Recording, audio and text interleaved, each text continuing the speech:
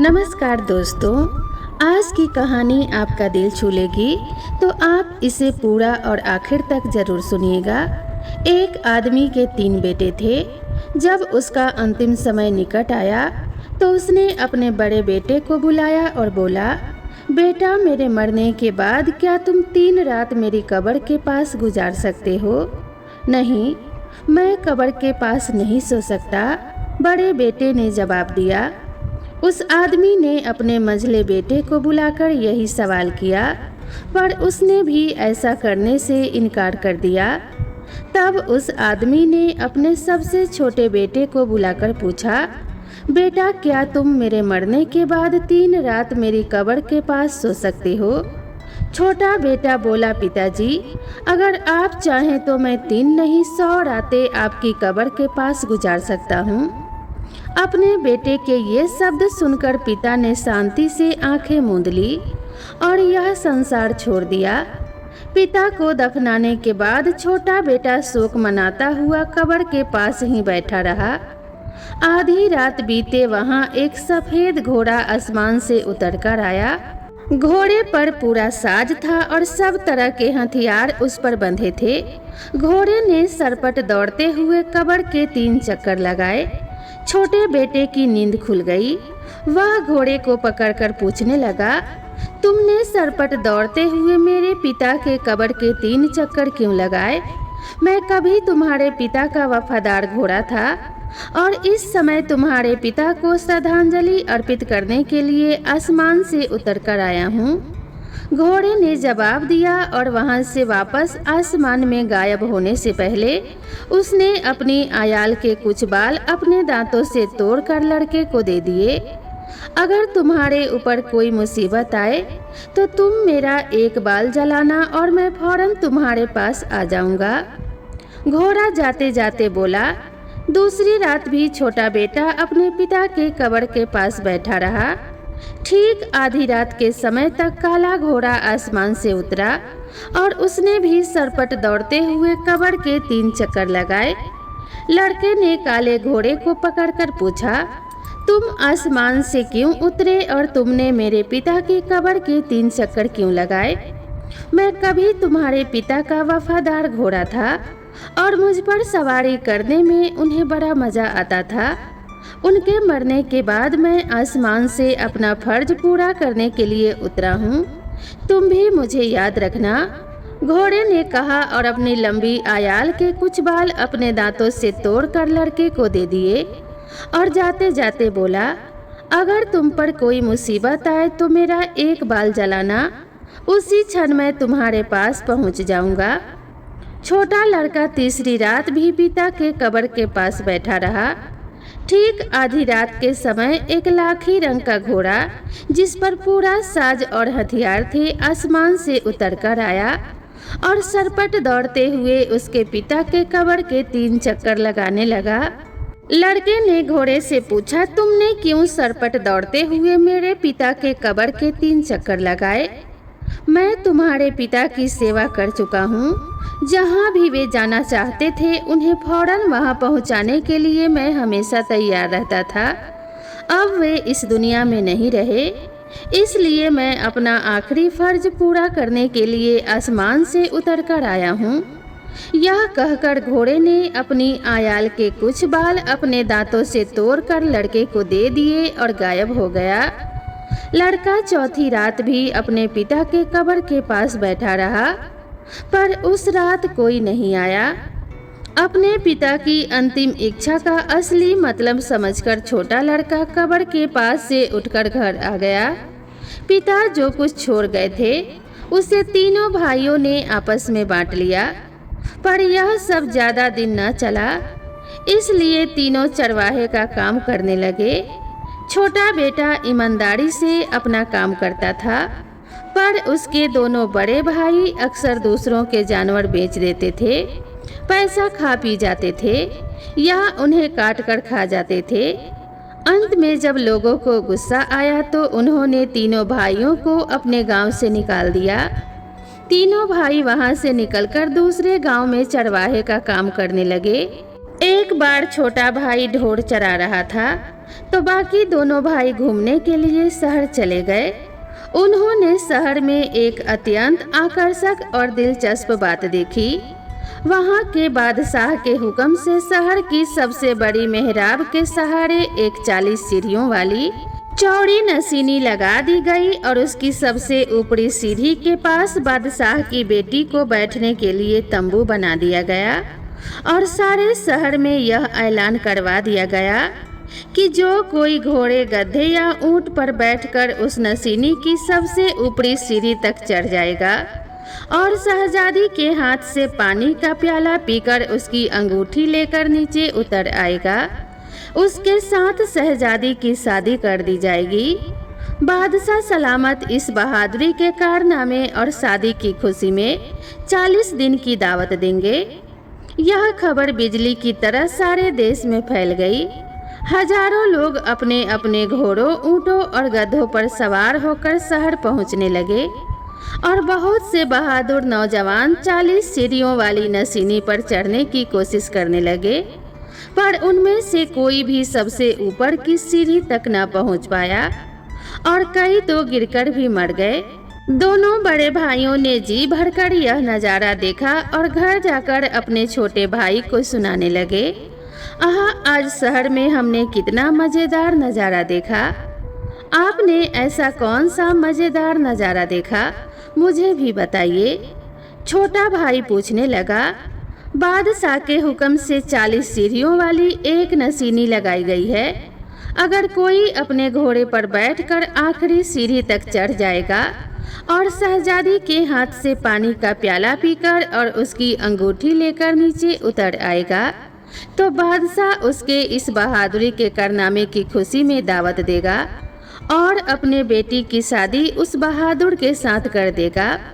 बहुत से बहादुर नौजवान घोड़ों, ऊंटों और गधों पर सवार होकर ऊपरी सीढ़ी तक पहुंचने की कोशिश कर रहे हैं, पर सफलता अभी तक किसी के हाथ नहीं लगी और कई तो गिरकर मर चुके हैं या फिर अपाहिज हो गए हैं। कितना मज़ेदार तमाशा देखा हमने। अच्छा, तो कल आप लोग जानवर चराना और मैं शहर जाकर यह नज़ारा देखूंगा, छोटा भाई बोला। और बड़े भाइयों ने जवाब दिया, नहीं, अगर तू चला गया तो हम लोग भूखे रह जाएंगे।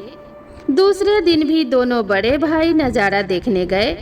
उनका छोटा भाई शाम होने तक जानवर चराता रहा। उसके बाद उसने उन्हें पोपलर के एक बड़े पेड़ के नीचे जमा कर दिया और सफ़ेद घोड़े का एक बाल जलाया। फौरन पूरे साज और हथियार से लैस सफ़ेद घोड़ा आसमान से उतरकर उसके सामने आकर खड़ा हुआ। छोटा भाई घुड़सवार के कपड़े पहन और हथियार बांधकर सफ़ेद घोड़े पर सवार हो गया और शहर की ओर सरपट भाग चला। घोड़े को सीधे उस नसीनी के पास ले जाकर वह जोर से चिल्लाया, छू। घोड़ा बड़ी तेजी से 38वीं सीढ़ी तक पहुंच गया, पर घुड़सवार ने घोड़े को मोड़ लिया और वापस उतर आया। वहां जमा लोगों की भीड़ में से कुछ ने आवाज दी, अरे नौजवान, एक बार छू कहो और तुम ऊपरी सीढ़ी तक पहुंच जाओगे। पर तब तक वह जा चुका था। स्टेपी में लौटकर वह फिर से जानवर चराने लगा, जैसे कुछ हुआ ही न हो। दोनों बड़े भाई घर आकर बड़े जोश से उसे शहर में देखा किस्सा सुनाने लगे। आज एक स्टेपी के घुड़सवार ने नसीनी पर घोड़ा चढ़ाने की कोशिश की। कितनी फुर्ती से 38वीं सीढ़ी तक चढ़ गया वह, पर जब 2 सीढ़ियां ही बाकी रह गई तो उसने घोड़ा मोड़ लिया और नीचे उतर आया। अरे भाई, अब तुम मुझे भी कम से कम एक बार तो शहर जाकर यह तमाशा देख लेने दो, छोटा भाई गिड़गिड़ाया। पर बड़े भाई फिर बोले, वाह रे वाह, अगर तुझे जाने दे तो हमें खाना कौन खिलाएगा। रात बीत गई। सुबह होते ही बड़े भाई फिर तमाशा देखने के लिए शहर चल दिए। छोटे भाई ने भरपेट चराने के बाद जानवरों को पोपलर के बड़े पेड़ के नीचे बांध दिया। इसके बाद उसने काले घोड़े का एक बाल जलाया और पूरे साज और हथियारों से लदा काला घोड़ा आसमान से उतरकर फौरन सामने आकर खड़ा हुआ। छोटे भाई ने कपड़े बदले और हथियार बांधकर काले घोड़े पर शहर की ओर दौड़ चला। लोगों ने देखा कि आज यह नौजवान जिस घोड़े पर सवार है वह उसके कल वाले घोड़े से 40 गुना बेहतर है। छोटे भाई ने नसीनी के पास घोड़े को लाकर एड़ लगाई और छू कहा। घोड़ा पलक झपकते ही 39वीं सीढ़ी तक चढ़ गया, पर सवार ने वहां से घोड़ा मोड़ लिया और उस पर बैठा सीढ़ी से नीचे उतर आया। लोग चिल्लाने लगे, अरे भाई, एक बार और छू कहो और तुम्हारा घोड़ा तंबू तक पहुंच जाएगा। शाम ढलने लगी थी। लोगों ने सोचा कि अब इससे ज्यादा मजेदार तमाशा देखने को नहीं मिलेगा और सब वहां से अपने अपने घर लौट गए। दोनों बड़े भाई घर लौटकर अपने छोटे भाई को बड़े जोश के साथ आज के नज़ारे के बारे में बताने लगे। आज वाला घोड़ा कल वाले से कहीं ज्यादा अच्छा था। सवार के छू कहने की देर थी कि वह पलक झपकते ही 39वीं सीढ़ी तक जा पहुंचा, पर उस बहादुर नौजवान ने खुद ही घोड़े को वहां से मोड़ लिया और नीचे उतर आया। छोटा भाई फिर से अपने बड़े भाइयों की आरजू मिन्नत करने लगा, आज तो कम से कम तुम लोग जानवर चरा लो, मैं भी शहर जाकर यह मजेदार तमाशा देखना चाहता हूँ। अगर तू चला गया तो हम लोग क्या खाएंगे? बड़े भाई बोले और उसे शहर नहीं जाने दिया। रात बीती और फिर सुबह हुई। दोनों बड़े भाई फिर शहर चले गए। छोटे भाई ने फिर जानवरों को भरपेट चराया और उन्हें पोपलर के घने पेड़ के नीचे बांध दिया। इस दिन उसने लाखी रंग के घोड़े का बाल जलाया और वह फौरन पूरे साज और सामान हथियारों से लदा आसमान से उतरकर सामने आकर खड़ा हो गया। लड़के ने कपड़े बदले, हथियार बांधे और घोड़े पर सवार होकर शहर की ओर दौड़ चला। नसीनी का एक चक्कर लगाकर उसने कहा छू और पलक झपकते ही घोड़ा 40वीं सीढ़ी पार करके शहजादी के तंबू के सामने आकर खड़ा हुआ। लड़के ने शहजादी के हाथों से पानी का प्याला पिया, उसकी उंगली से अंगूठी उतारी और घोड़े पर बैठे बैठे ही नीचे उतर आया। दोनों बड़े भाई लौटकर अपने छोटे भाई को पूरा हिसाब देकर सुनाने लगे कि कितने ऊंट, घोड़े और गधे उस नसीनी से गिरकर मर गए। पहला घोड़ा दूसरे घोड़े के मुकाबले में कुछ भी नहीं था, पर आज हमने उसका तीसरा घोड़ा देखा जो दूसरे से भी कई गुना बेहतर था। उसने सब लोगों के सामने अपने घोड़े पर सवार होकर नसीनी का एक चक्कर लगाया और उसके एड़ लगाकर छू कहा। कहते ही घोड़ा बिजली की तरह दौड़ा और 40 सीढ़ियां पार कर गया। घुड़सवार घोड़े से उतरा, शहजादी के हाथों से पानी का प्याला पिया और उसकी उंगली से अंगूठी उतार कर घोड़े पर बैठा और नीचे उतर आया।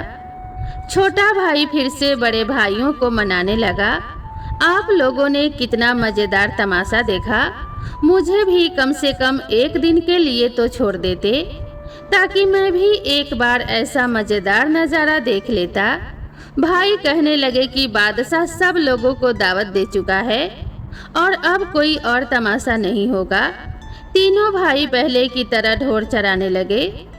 एक दिन उन्होंने यह ऐलान सुना, जिस नौजवान ने शहजादी के हाथों से पानी का प्याला पिया और उसकी उंगली से अंगूठी उतारी है, वह फौरन महल में बादशाह के सामने हाजिर हो जाए। बादशाह सलामत अपनी बेटी की शादी उसके साथ कर देंगे और बहुत शानदार दावत देंगे, पर महल में कोई नहीं आया। तब बादशाह ने फिर एक बहुत बड़ी दावत दी और ऐलान किया, दावत में हर आने वाला जब हाथ धोएगा तो मेरे आदमी उसके हाथों को बड़े ध्यान से देखेंगे और शहजादी की अंगूठी नजर आते ही मुझे खबर करेंगे। बादशाह ने 30 दिनों तक अपनी प्रजा को खूब शानदार दावत दी और उन्हें भरपेट खिलाया और पिलाया। जब लोग हाथ धोते तो बादशाह के आदमी बड़े ध्यान से उनके हाथ देखते, पर शहजादी की अंगूठी पहने कोई आदमी वहां नहीं आया। और कोई बाकी तो नहीं रह गया? बादशाह ने पूछा। बचे हैं तो सिर्फ एस्तेपी के चरवाहे, वजीर ने जवाब दिया। बादशाह ने फौरन उन्हें भी बुलाकर खिलाने पिलाने का हुक्म दिया। एक वजीर चरवाहों को बुलाने गया और जब वे हाथ धोकर महल में घुसने लगे तो बादशाह के आदमी ने छोटे भाई के उंगली में शहजादी की अंगूठी पहचान ली। दोनों बड़े भाई आश्चर्यचकित रह गए। शहजादी की अंगूठी हमारे छोटे भाई के पास कैसे पहुंची?